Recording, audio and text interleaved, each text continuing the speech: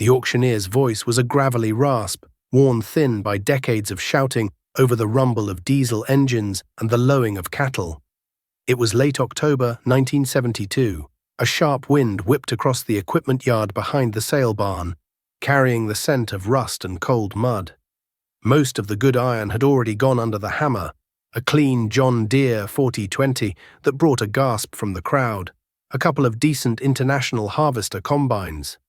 Now we were down to the dregs, the stuff pushed to the back fence row, the mechanical orphans nobody wanted. "All right, boys, what am I bid for this? This piece of history?" The auctioneer, Old Man Hemlock, bellowed, slapping a gloved hand against a massive pitted trackpad. Before him sat an Alice Chalmers HD5 crawler tractor. It wasn't just old, it was ancient, a relic from the 50s. 10 tons of faded Persian orange paint, now mostly a mottled canvas of rust and grease. The blade was scarred and bent, the seat was a skeleton of rotten foam and cracked vinyl, and a fine lacework of cracks webbed the glass of the gauges. A thick, greasy stillness hung over it, the kind of stillness that meant an engine hadn't turned over in a long, long time. A snort of laughter cut through the thinning crowd. Richard Sterling, rich to his friends and debtors, stood with his arms crossed, a smug grin on his face. He was everything new and shiny in the county. He wore a clean Carhartt jacket that hadn't seen a day of real work, and his boots were polished. He'd just bought another 80 acres that morning, financed, of course, by the Farmers National Bank. His new International 1066, complete with a factory cab and air conditioning, was parked near the road, gleaming like a ruby in the pale autumn sun. "He calls it history. I call it a boat anchor," Sterling boomed, winking at the banker, Mr. Harrison, who stood beside him. Harrison offered a tight, professional smile. Hemlock ignored him. "Scrap man offered me 200 for her as she sits. Who'll give me 2 1/4? 250. Do I hear 250 to start it off?" Silence. The wind whistled through the Dozer's open engine compartment. You could see the block of the Detroit diesel Tutor 71 engine coated in a half-inch of oily grime. A bird had built a nest in the radiator fins. 250, a quiet voice said. Every head turned. It was Jedediah Stone. Jed was the opposite of Rich Sterling in every way. His flannel shirt was worn soft at the elbows, his jeans patched at the knee, and his hands were the color and texture of tanned leather, with grease permanently etched into the lines of his knuckles. He farmed the same quarter section his grandfather had homesteaded, and he did it with machinery that was almost as old as he was. His workhorse was a 1952 Farmall M, its engine ticking over as reliably as his own heart. For heavy tillage, he had a decade-old John Deere 4020, the last tractor he'd bought, and he'd paid cash for it after 5 years of saving. He owed no man a dime, a fact that baffled men like Sterling and worried men like Harrison. Sterling let out another loud laugh. "Jed, what in God's name are you going to do with that thing? You planning on burying your profits?" A few men chuckled nervously. Jed didn't so much as glance at him. His eyes were fixed on the Dozer, not seeing the rust and ruin, but the thick, honest steel beneath it. He saw the over-engineered final drives, the solid frame, the simple, brutal power of a bygone era. "I got 250 from Mr. Stone," Hemlock said, his voice gaining a little life. "Who'll give me 3? Come on now, the tracks alone are worth that." 300, Jed said, his voice flat. He wasn't bidding against anyone in the crowd. He was bidding against the scrap man, and he knew exactly what the price of steel was. Sterling shook his head, looking at Harrison. "Some men just don't understand progress, do they? While we're out here trying to feed the world, he's playing with toys from the junkyard." Harrison just shrugged, his eyes on Jed. There was a look in the banker's eye that wasn't amusement. It was a kind of clinical curiosity. Like a doctor observing a patient who refused treatment. 300 going once, Hemlock chanted, going twice. He paused, scanning the faces. Nobody moved. Nobody else was foolish enough. "Sold. For $300 to Jedediah Stone. Son, you just bought yourself a project." As the crowd dispersed, Jed walked up to the silent machine. He ran a hand over the cold steel of the blade, the metal so thick and hard it felt like a piece of the earth itself. He ignored the whispers and the pitying looks. He knew what they were all thinking. that he was a fool, a relic, a man being left behind by the march of time, clinging to old iron while the world went on to bigger, better, and more expensive things. Before we go any further into Jed's story, I have to ask you something. Have you ever known someone like that? Someone who the world wrote off as a fool, who refused to follow the crowd and take on debt, only to be proven right in the end? Let me know your story in the comments below, because what happened next in our county is a lesson that's been paid for in sweat, tears, and foreclosure notices. Getting the HD5 home was an ordeal that became a local legend. It was 10 tons of dead weight, and Jed didn't have a lowboy trailer. What he had was an old 1966 GMC C60 grain truck with a steel bed and a stubborn wheel. He also had his 4020, a heavy logging chain, and a deep understanding of leverage and patience. The whole process took 2 days. First, he had to get the dozer onto the truck. He backed the GMC into a ditch at the edge of the auction yard to lessen the angle of the bed. Then he fashioned a ramp out of massive oak timbers he hauled from his woodlot. The real problem was that the dozer's engine was seized solid. It wouldn't be driving itself anywhere.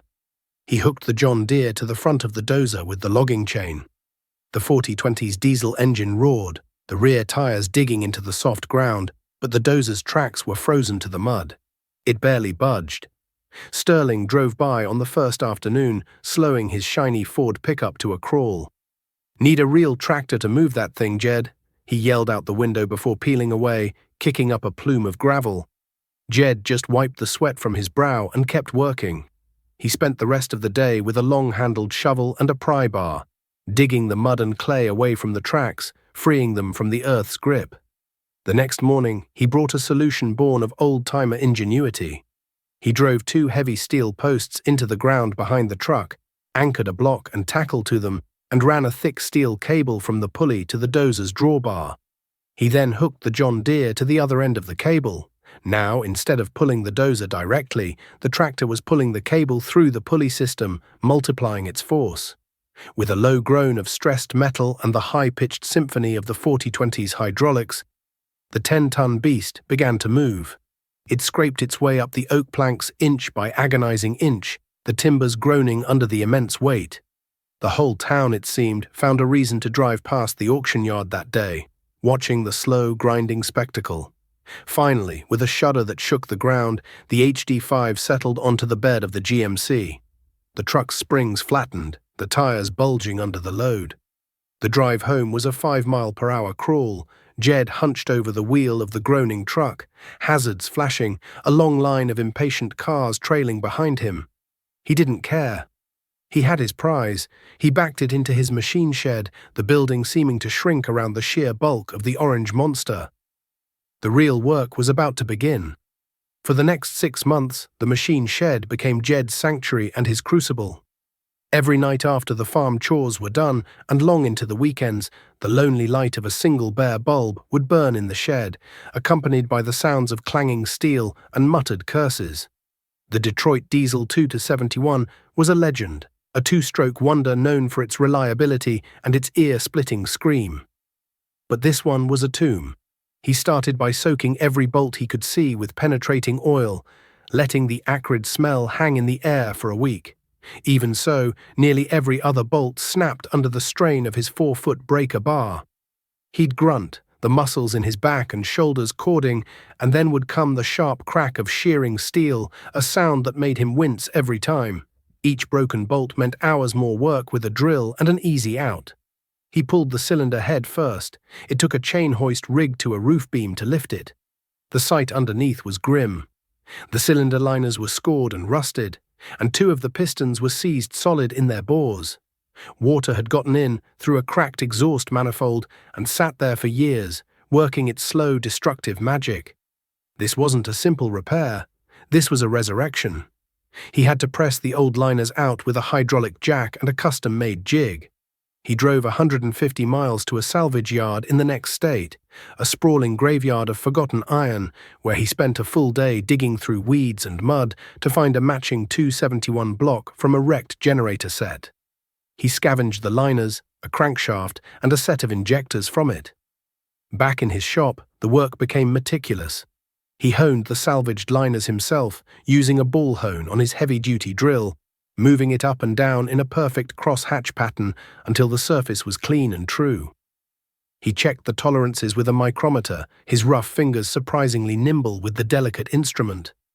He ordered a gasket kit from a specialty supplier in Ohio, but when it arrived, the head gasket was for a different model. Unfazed, he bought a sheet of copper gasket material and painstakingly traced and cut a new one by hand, using the old, damaged gasket as a template. His wife, Mary, would bring him coffee and a sandwich around 10 each night. She'd stand in the doorway of the shed, a silhouette against the dark yard, watching him work. She never complained about the cost of the parts or the time he was spending. She just saw the fierce determination in his eyes. "You'll get it, Jed," she'd say softly. "I'll get it," he'd reply, not looking up from seating a new piston ring. The community wasn't so understanding. At the co-op, the jokes were relentless. "Jed's building himself a monument to stubbornness," one farmer quipped over the checkerboard. "Heard he spent more on that pile of junk than it was worth new," another added. Rich Sterling was the worst. He'd make a point of stopping if he saw Jed out in the yard. "Still playing with your toys, Jed? I just signed the papers on another quarter section over by the river. Prime bottom land. The bank was happy to help. You should think bigger, man. This piddling around will get you nowhere." Jed would just nod, wipe his greasy hands on a rag and say, "I'm happy with what I've got, Rich." This answer seemed to infuriate Sterling more than any argument could. To a man like Sterling, who measured his worth by the size of his debt and the gleam of his new paint, contentment was an alien concept. It was a failure of ambition. The turning point came in the dead of winter. Jed had the engine completely reassembled. The block was clean, the new bearings were torqued to spec, and the overhead cam and rocker assembly were timed perfectly. Getting the timing right on a two-stroke Detroit was an art form, involving precise measurements with a special gauge for each injector. He bled the fuel lines, checked the oil, and filled the radiator with fresh antifreeze. He climbed onto the cold steel seat, took a deep breath, and hit the starter. The electric motor groaned, straining against the fresh, tight engine. It turned over once, twice. A puff of white smoke coughed from the short, straight exhaust pipe. He gave it a tiny bit of throttle. The starter whined again, and then, with a deafening roar, the 271 exploded to life. It wasn't a smooth purr, it was a violent, hammering concussion of noise that shook the entire shed. A massive cloud of blue and black smoke billowed out, chasing the chickens from the yard and momentarily blotting out the winter sky. The engine settled into a loping, uneven idle, each power stroke a distinct clap of thunder. Jed sat there for a full minute, a wide, grease-stained grin spreading across his face as the sound washed over him. The beautiful, chaotic symphony of his victory. The year was 1973, and the world was changing. Out on the plains, you could feel it in the air, a kind of feverish energy. Following Nixon's deal with the Soviets, grain prices shot to the moon. Corn that had been $1 a bushel was suddenly fetching $3, then more. The government, through men like Agriculture Secretary Earl Butz, was telling farmers to get big or get out. "Plant fence row to fence row" was the mantra coming out of Washington, and the banks were more than happy to help make that happen. For men like Rich Sterling, it was paradise. He was perfectly positioned to ride the wave. With his existing land as collateral, he leveraged himself to the absolute limit. He bought the quarter section by the river and then another half section that came up for sale when Old Man Peterson retired. He didn't just buy land, he bought equipment. He traded in the 1066, which was barely 3 years old, for a brand new four-wheel drive Steiger Tiger II, an articulated monster that could pull a 30-foot chisel plow. It was the biggest tractor in the county, and he made sure everyone knew it. He bought a new Gleaner combine, a bigger grain truck, and built 2 massive new grain bins on his property, all of it financed. At the coffee shop, he was hailed as a visionary, a man with the guts to seize the opportunity. "You gotta spend money to make money," he'd declare, slapping the counter. "Land's the one thing they're not making any more of. Buy it now, or you'll be priced out forever." He'd often look over at Jed, who sat quietly in the corner, nursing a single cup of coffee. "Some of us are building empires, Jed. You're still trying to keep that museum of yours running." Jed just smiled. The high grain prices were good for him too, but he saw them differently. For him, the windfall wasn't an opportunity to take on more debt. It was an opportunity to eliminate it. He took the extra profits from his harvest and paid off the last of his operating loan from the previous year. He paid his property taxes a year in advance. He bought his seed and fertilizer for the next season with cash, earning a hefty discount. The rest he put into a savings account at the bank, a simple passbook account earning a meager but steady rate of interest. Mr. Harrison, the banker, called him into his office one day. "Jed," he said, leaning back in his leather chair, a portrait of prosperity. "We need to talk about your future. You have tremendous equity in your land. It's paid for, free and clear. Land values have doubled in the last 2 years. You're sitting on a gold mine, son, and you're not even digging." "I'm doing all right, Mr. Harrison," Jed said calmly. "You're doing all right, but you could be doing great. Look at Rich Sterling. The man is a dynamo.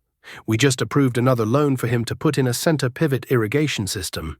He'll double his yields. Jed, let's put your equity to work. Let's get you another couple hundred acres, a new tractor. You deserve it." "The thing is, Mr. Harrison," Jed said, looking the banker squarely in the eye, "I sleep pretty well at night. My farmall doesn't have a payment book. The rain doesn't send me into a panic about making a note at the bank. I appreciate the offer, but I'm going to stick with what I've got." Harrison sighed, a mix of frustration and pity on his face. He saw Jed as a hopeless case, a man so scared of risk that he was missing the greatest boom in agricultural history.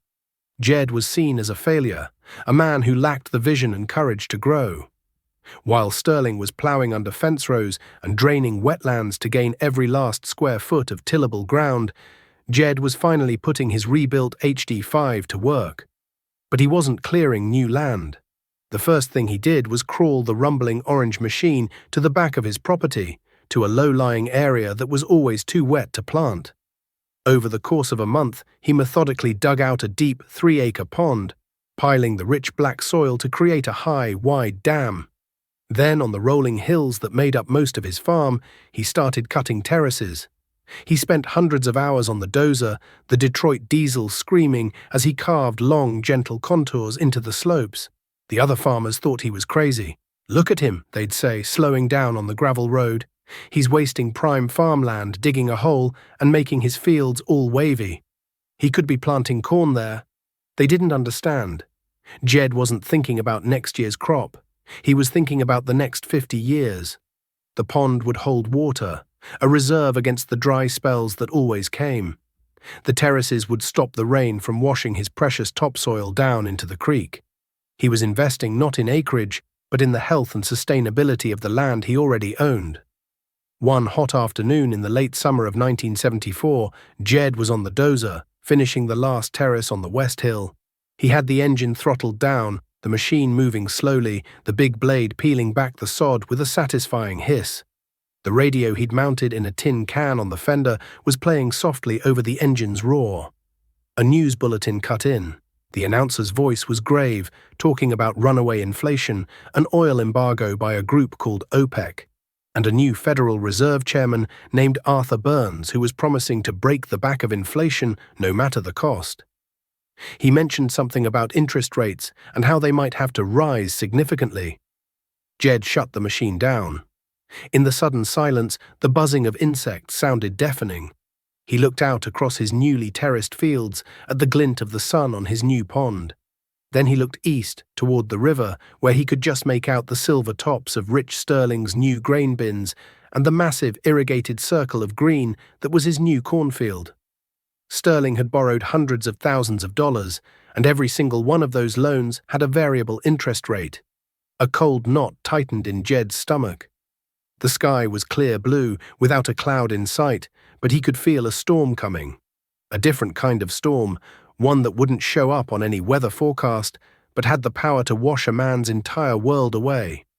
The good years, the years of $3 corn and easy credit, lasted just long enough for men to forget they could ever end. The fever burned through the late 70s, a frantic rush of expansion and acquisition. Rich Sterling's empire grew to over 2,000 acres. His center pivot irrigation system drew water from the river, creating a perfect emerald green circle that could be seen from miles away, a testament to man's dominion over nature. He bought another bigger Steiger, a Panther thrower, and his operation ran with the precision of a factory, a constant roar of big diesel engines and the hiss of hydraulics. Jed, meanwhile, continued his own quiet work. He used the HD5 to clear out a tangled, overgrown woodlot, not to plant more crops, but to improve the health of the timber and create better pasture for his small herd of Hereford cattle. He dug drainage ditches where they were needed and filled in old ones that were causing erosion. The Dozer, which everyone had called a boat anchor, had become an indispensable tool for conserving and shaping his land. His farm wasn't a factory, it was a garden, tended with a deep and abiding patience. The first sign of trouble came not as a crash, but as a whisper on the wind. The summer of 1978 was hot and dry. The rains that usually came in June and July never materialized. The sky took on a hazy, bleached-out quality, and the corn in the fields began to curl its leaves inward during the heat of the day. A plant's silent prayer for water. For Jed, it was a worry. His corn was stressed, and his new pond was lower than he liked, but the terraces he had built were doing their job. What little rain they got was held on the hillsides, sinking slowly into the soil instead of rushing away. His yields would be down, but he would have a crop. For Rich Sterling, the drought was a catastrophe in the making. His irrigation rig ran 24 hours a day, the big diesel pump at the river's edge gulping down hundreds of gallons of fuel every week. And the price of that fuel was climbing relentlessly. The whispers from the Middle East had become shouts, and diesel that had been 30 cents a gallon was now pushing $1. The cost of pumping water onto his land was becoming astronomical. The second sign was the sound of breaking steel. Sterling's new Steiger, with its complex planetary final drives and sophisticated transmission, was a marvel of engineering, but it was not invincible. One sweltering August afternoon, while pulling a massive 24-row planter, the tractor's transmission failed. There was no warning, just a loud bang that echoed across the flat bottomland, followed by a sickening grinding noise and a complete loss of power. The dealer sent a mechanic out, a young man with a laptop computer in a hardened case, something no one had ever seen before. He plugged it into a port under the dashboard, shook his head, and made a call. The verdict was grim, a catastrophic internal failure. The tractor would have to be split in half, and the transmission sent back to the factory in Fargo for a rebuild. The estimated cost was over $20,000, and it would take at least 6 weeks. Sterling was forced to rent a smaller tractor at an exorbitant daily rate just to finish his planting. The $20,000 repair bill was a punch to the gut, an unplanned expense that his tight cash flow could barely absorb.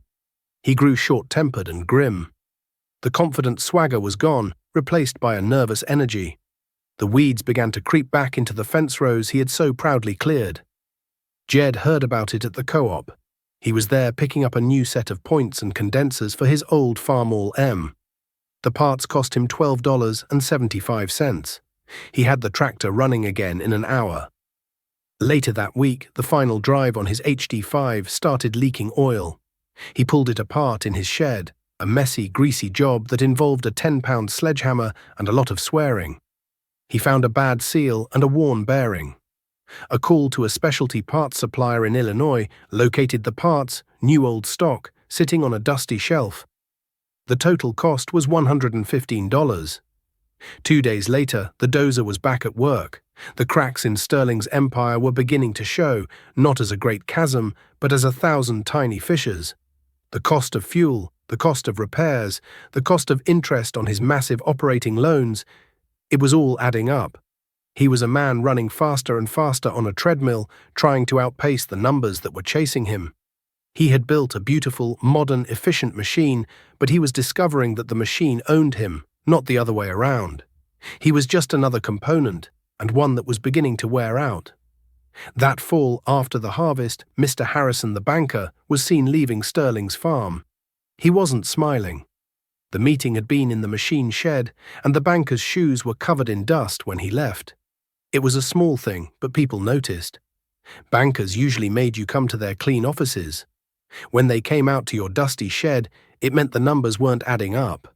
The storm that Jed had sensed finally broke in the autumn of 1980. It wasn't a storm of wind and rain, but of numbers and decimal points. In Washington, the Federal Reserve, under Chairman Paul Volcker, jacked up the prime interest rate in a desperate, brutal attempt to kill inflation. The number, an abstract figure that had hovered in the single digits for years, began a terrifying climb. 10%, 12, 15. It kept rising, a relentless vertical ascent on a graph that represented the slow-motion heart attack of the American heartland. It peaked at an unthinkable 21.5%. For Jed, who owed no man a dime, it was a headline in the newspaper, a topic of grim conversation at the coffee shop. For Rich Sterling, it was a death sentence. His operating loans, his equipment loans, his mortgages. All of them were tied to the prime rate. His payments, which had been manageable, suddenly became impossible. A monthly payment of $5,000 became 10, then 15. It was like trying to breathe underwater. The high grain prices of the 70s had vanished, replaced by a glutted market and rock-bottom commodity prices. Sterling had 2 massive bins full of last year's corn, hundreds of thousands of bushels he'd been holding, speculating that the price would go back up. It didn't. It kept falling. He was trapped. He couldn't afford to sell the corn for less than it cost him to grow it, but he couldn't afford the interest payments that were accumulating on it every single day. His perfect emerald circle of irrigated corn turned brown. He couldn't afford the fuel to run the pumps. His new Steiger sat in the shed, unrepaired.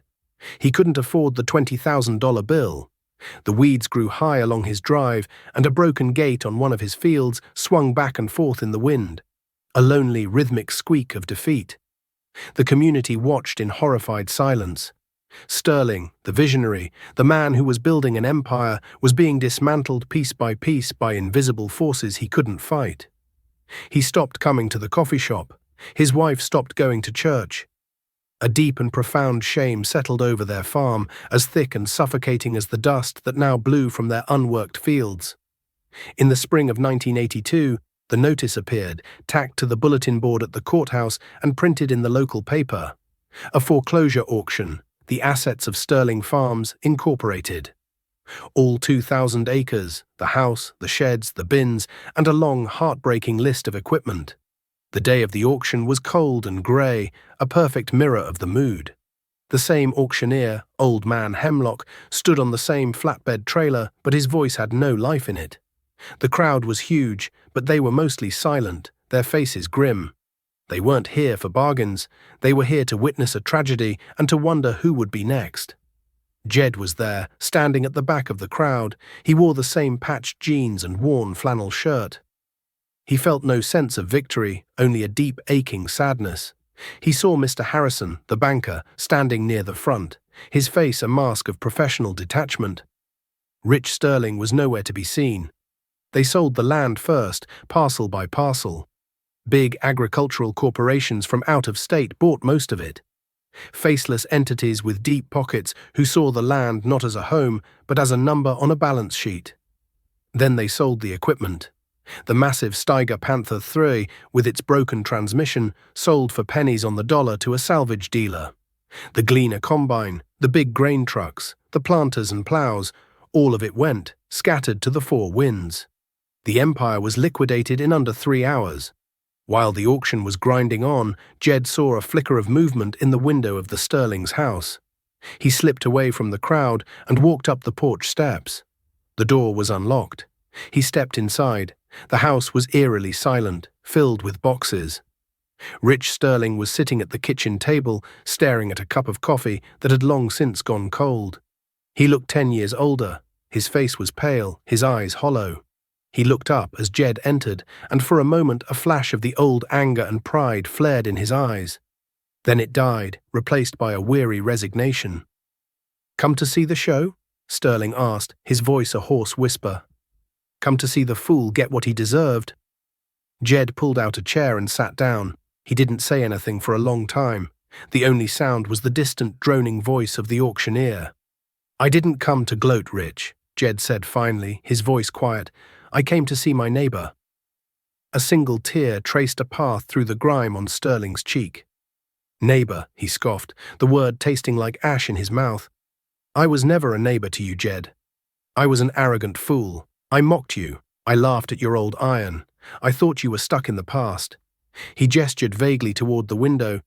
And now look, all my progress, all my vision, it's all just scrap. Jed looked out at his own farm, visible across the road. The fields were green with the first shoots of spring oats, the contour of his terraces clearly visible. His modest house and barn stood sturdy and secure. He hadn't built an empire, he had built a home. You weren't wrong about progress, Rich, Jed said softly. You just measured it wrong. You measured it in acres and horsepower. The real measure is how many winters you can survive. Jed had survived. His farm was an island of stability in a sea of chaos. With no debt, his operating costs were minimal. The drought had hurt him, but it hadn't broken him. His terraced fields and his pond had seen him through. When his old Farmall M needed a new clutch, he ordered the parts for $200 and put it in himself, using the chain hoist in his shed. He was his own mechanic, his own agronomist, his own banker. He was free. The day after the auction, Jed went to the bank. He walked into Mr. Harrison's office and sat down. The banker looked tired, the strain of dozens of similar conversations showing on his face. Jed, Harrison began, if you're here to say, I told you so, you can save your breath. I'm not, Jed said. I'm here to buy the 80 acres with the house and the sheds on it. The original Sterling home place. Harrison was stunned. Jed, that's prime river bottom land. The corporation that bought the rest of it will pay top dollar. I'll match their price, Jed said calmly. He slid his passbook across the desk. The passbook he'd been putting money into all through the good years. The numbers in it were modest compared to the loans Sterling had taken out, but they were real. It was his money, not the bank's. Harrison opened the book. His eyes widened. He looked from the numbers to Jed's weathered face and back again. For the first time, the banker seemed to understand. He wasn't looking at a stubborn old fool. He was looking at the richest man in the county. Jed bought the land. His first act as the new owner wasn't to plow it or tear anything down. He drove his old GMC truck over to the Sterling house. Rich and his family were packing the last of their things into a U-Haul trailer. What do you want, Jed? Sterling asked, his voice flat, devoid of emotion. I want to offer you a job, Jed said. I need someone to manage this place for me. You know this land better than anyone. I'll pay you a fair wage, and you and your family can stay in the house. No rent. Just keep an eye on things. Sterling stared at him, his mouth agape. He looked at his wife, whose eyes were filled with tears. He looked at the house his grandfather had built, the home he was about to lose forever. And then he looked at Jedediah Stone, the man he had ridiculed for years, the man who was now offering him not just a job, but his dignity. Why? Sterling whispered. After everything, why? Because the land needs you, Jed said simply, and a man needs a place to stand. The years that followed were quiet ones. The farm crisis slowly receded, leaving deep scars on the community. Many families had lost their land, but a new kind of thinking began to take root, born from the hard lessons of the bust. The farmers who survived were the ones like Jed, cautious, diversified, and fiercely independent. Rich Sterling stayed on, managing the old home place. The arrogance was gone, replaced by a quiet competence and a deep, unspoken gratitude. He and Jed became friends, a friendship forged in the crucible of failure and grace. They'd often worked together, Rich using his knowledge of modern hybrids and chemistries, Jed applying his deep understanding of the soil and the seasons. They were a good team. The perspective of the community shifted completely. Jed was no longer seen as an eccentric relic. He became an elder statesman, a source of quiet wisdom. Young farmers, just starting out, would come to his shop not to talk about interest rates or commodity futures, but to ask how to rebuild a carburetor or how to set a terrace line with a transit level. He taught them how to weld, how to read the land, how to tell the difference between a want and a need. One crisp autumn afternoon, many years later, Jed was out by the machine shed with his grandson, a boy of 10 with bright, curious eyes. The boy was looking at the old Alice Chalmers HD5. It hadn't been used for serious work in years, but Jed kept it in perfect running order. The Persian orange paint had been refreshed, the seat reupholstered, the gauges clear and bright. It sat not as a piece of equipment, but as a monument. "Grandpa," the boy asked, running a hand over the massive cold trackpad, "why did you keep this old thing? You've got newer tractors now." Jed looked at the dozer and then out across his land. He could see the gentle curves of the terraces he had cut so long ago, the glint of the sun on the pond that had saved him, and across the road, the well-tended farmhouse where the Sterling family still lived. He put a hand on his grandson's shoulder. "Because this machine taught me the most important lesson there is," he said, his voice a low, gravelly rumble like the engine of the dozer itself. "It's not about how fast you can go or how big you can get. It's about building something that lasts. Something solid." He pointed to the thick steel of the dozer's frame. "The world will always be selling you something new, something shiny, something that promises to make you rich overnight. It's mostly smoke and mirrors, son. Debt is a phantom. Real wealth is the soil under your feet, the skill in your hands, and the freedom of knowing you don't owe anybody anything." He smiled, a wide, genuine grin that crinkled the corners of his eyes. "This old dozer looks slow and clumsy, but it's honest. It's 10 tons of steel that will be here long after all the fancy plastic stuff has turned to dust. You find the things in your life that are like this machine, the honest, solid things, and you hold on to them. You do that, and you'll be the richest man in the world." The boy nodded, not fully understanding, but sensing the weight and truth in his grandfather's words. Jed reached into the operator's station, hit the starter, and with a familiar deafening roar, the old Detroit diesel engine hammered to life, sending a plume of smoke into the clear blue sky. It was the sound of survival, the sound of a legacy built not on borrowed money, but on a foundation of solid steel and unwavering conviction.